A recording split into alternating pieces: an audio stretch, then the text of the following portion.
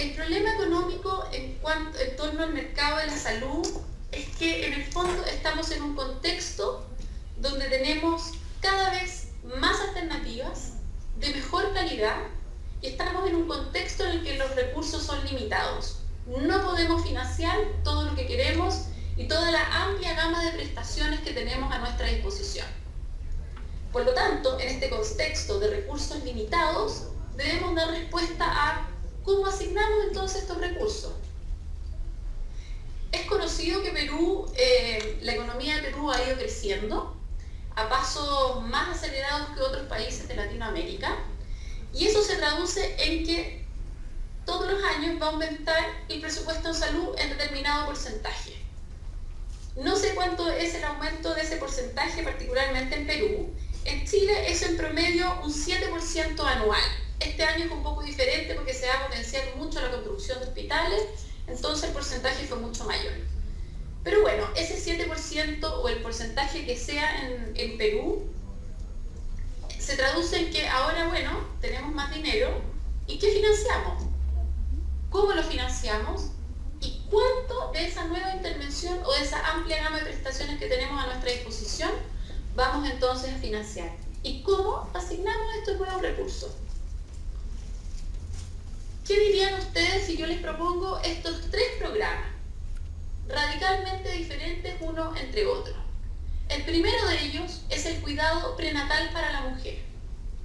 Un programa que pudiera tocar un poco nuestro corazón, ¿no? Porque se trata de entregarle cuidado a la mujer, que se va a ver traducido en beneficios para ese niño que va a nacer, ese niño que son las futuras generaciones de nuestro país, y que probablemente sea un programa no de mucho costo, que no va a tener mucho impacto en nuestro presupuesto de salud.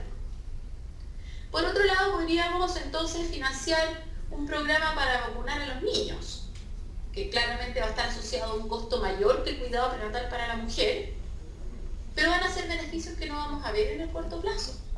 Por ejemplo, en Chile, por años estuvimos discutiendo si financiábamos o no la vacunación contra el virus papiloma humano para la prevención del cáncer cervicuterino. Probablemente ustedes también hayan discutido o estén en ese proceso. Y este año se decidió vacunar a la cohorte de niñas de 12 años. Y el dinero salió de nuestro presupuesto de salud. ¿Cuándo vamos a ver los beneficios de la prevención del cáncer cervicuterino? Probablemente en 20 años más. Pero el dinero lo estamos invirtiendo hoy. Y un tercer ejemplo son el tratamiento de biológicos para la artritis. Yo creo que esto es el ícono de una intervención altamente costosa, porque estamos hablando de una enfermedad que produce discapacidad, que es crónica y que requiere tratamiento para toda la vida, y que adicionalmente el tratamiento disponible son solamente los biológicos. Bueno, hay otros tratamientos, pero que en el fondo no son tan efectivos y producen alta discapacidad, pero los tratamientos biológicos son la nueva alternativa y son carísimos. ¿Cuál de estas tres alternativas elegimos? ¿Y cómo elegimos? ¿En base a qué? Claramente, en base a un presupuesto que ya ha sido definido y que es restringido. Podemos decidir por un factor emocional. Sabemos que existen decisiones que se toman porque hay presiones políticas. Lo que nosotros como economistas de la salud abogamos es que ojalá las decisiones se tomen con evidencia. Es decir, que levantemos datos de costos, que levantemos datos de beneficios, que levantemos datos de efectividad de estas nuevas intervenciones, los evaluemos y entonces decidamos si es que con estos nuevos recursos que tenemos disponibles podemos o no podemos financiar. La realidad es que las decisiones se toman en base a factores emocionales, en base a presiones políticas, y algunas se toman en base a evidencia. Y quería contarles un caso local que pasó aquí en Chile el año 2009 hasta aproximadamente mitad del año 2010. Y se trata del Herceptin, una droga para el tratamiento del cáncer de mama, HER2 positivo. Una droga cara, pero que se asocia a altos beneficios en salud para esta población reducida de mujeres que son diagnosticadas con cáncer de mama HER2 positivo. El año 2009 se estaba acabando el gobierno, el primer gobierno de la presidenta Bachelet, y el ministro de Salud, que es este señor, se llama Álvaro Erazo, y finalmente, bajo mucha discusión y evaluación de evidencia, etcétera, se decidió que sí, que en realidad se debía financiar este medicamento para las mujeres con cáncer de mama L2 positivo. Pero, ¿qué pasa en febrero del año 2010 en Chile? Una pregunta al público. Bueno, nosotros no lo olvidamos porque fue súper traumático. En Chile hubo un terremoto horrible, donde se cayeron hospitales, donde se murió mucha gente y donde el país entero colapsó. Y por lo tanto, ese mismo año estaba asumiendo un nuevo gobierno, el gobierno de Sebastián Piñera, y donde asume otro ministro de Salud, que ahora dice, ¿saben qué? En realidad esos millones de dólares que íbamos a destinar a comprar el medicamento, en realidad ahora los deberíamos invertir en reconstruir este sistema de salud que fue tan afectado por este terremoto. Y dijo que no lo iban a financiar. Y a las semanas tenían a la agrupación de pacientes junto a otros políticos en el Palacio de Gobierno con un letrero que decía, el señor Piñera nos deja morir. A los 2 días había tomado una decisión. ¿Cuál creen ustedes que fue esa decisión? ¿Se pagó o no se pagó por esta nueva droga? En el contexto de que habíamos sido afectados por este evento, que había sido el terremoto que dejó patas para arriba a nuestro país. ¿Creen ustedes que se financió o no? No escucho. Sí. ¿Sí? Y la verdad es que sí. Claro. Finalmente, a pesar de que la decisión inicial había sido suplamos, ¿cómo se llama? Tratemos de levantar el sistema de salud que ha sido tan afectado por el terremoto. La verdad es que la presión política, esta agrupación de pacientes tuvieron un efecto inmediato y la verdad es que la decisión fue, ¿saben qué? Esos millones de dólares destinémonos entonces al tratamiento del cáncer de mama. Entonces lo que nosotros queremos es tratar de que las decisiones respecto al presupuesto en salud se tomen en base a evidencia, pero no siempre se puede. Y no siempre va a ser así, probablemente no siempre va a ser lo correcto. Pero lo importante es saber que tenemos esta herramienta, que son las evaluaciones económicas, y que van a responder en términos de si determinada intervención es eficiente o no lo es. Una idea fundamental en economía es que nada es gratis. Aun cuando se trate de algo muy ínfimo, siempre uno tiene que dejar de hacer alguna otra cosa, como por ejemplo sacrificar el tiempo u otros recursos por tomar una decisión.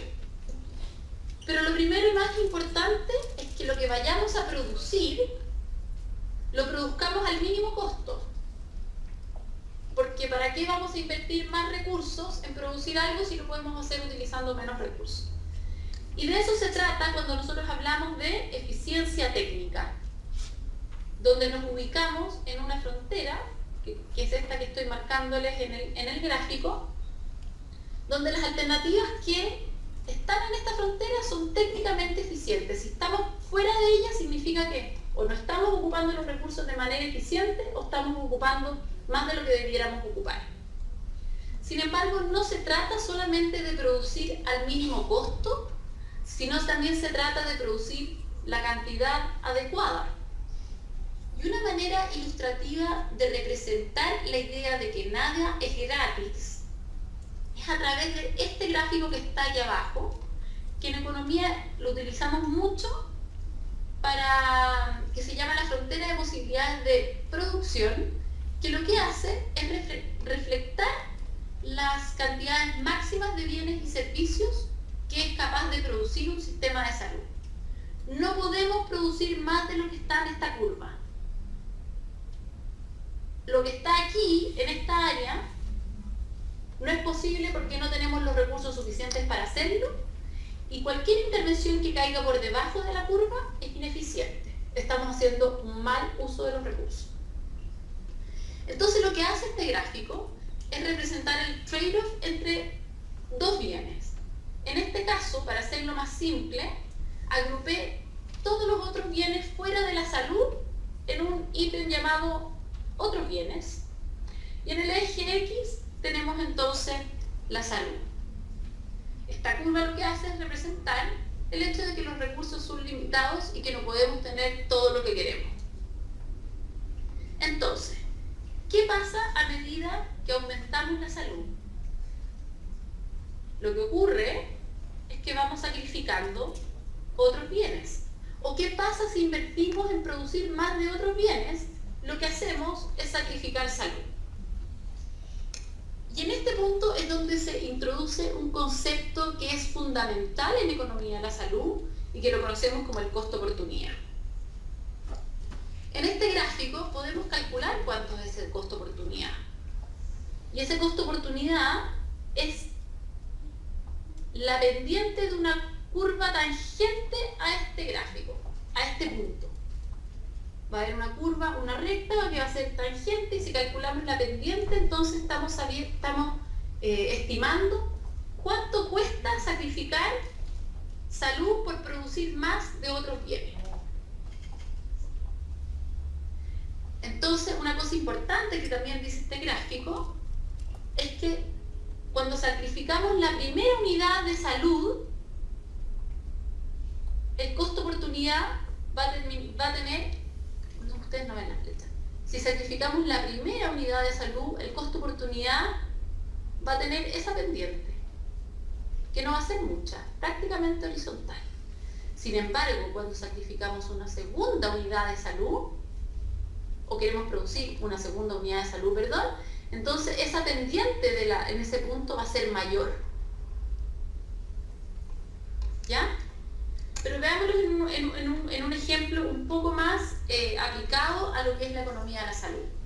El señor Williams, el año 1988, lo dijo de una manera súper clara. Y dijo: estamos en una situación afortunada, aunque dolorosa, de tener a nuestra disposición más actividades beneficiosas de las que podemos financiar. Es decir, la decisión explícita de asignar recursos a un paciente es inevitablemente la decisión implícita de negárselos a otro. Y ese es el contexto en el cual nos tenemos que localizar cuando estamos tratando de entender y evaluar el mercado de la salud.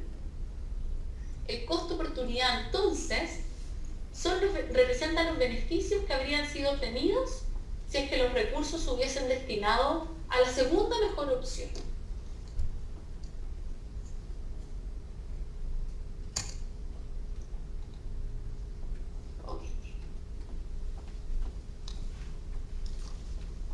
Por lo tanto, cuando estamos en este contexto de recursos limitados, cuando estamos en un escenario donde el mercado de la salud es tan diferente a todo el resto de los mercados, porque en el mercado de la salud hay mucha asimetría en la información.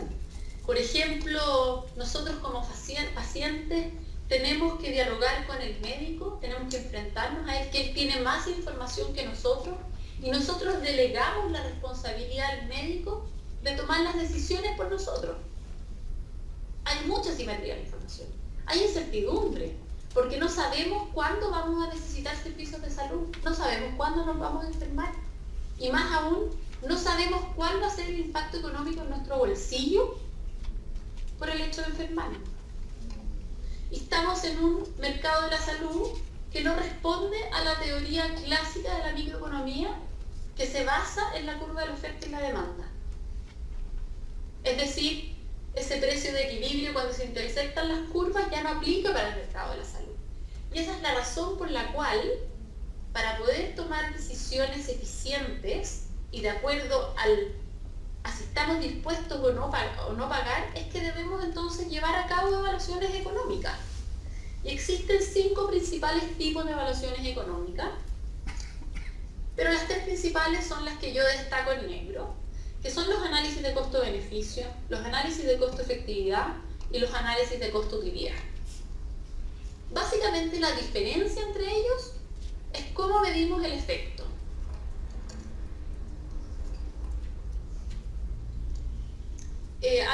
evaluaciones económicas se trata de cómo medimos entonces los beneficios en salud.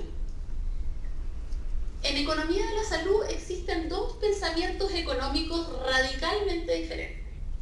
Uno de ellos son los welfaristas, una tendencia mucho más conservadora y que se rige por lo que dice la teoría microeconómica neoclásica.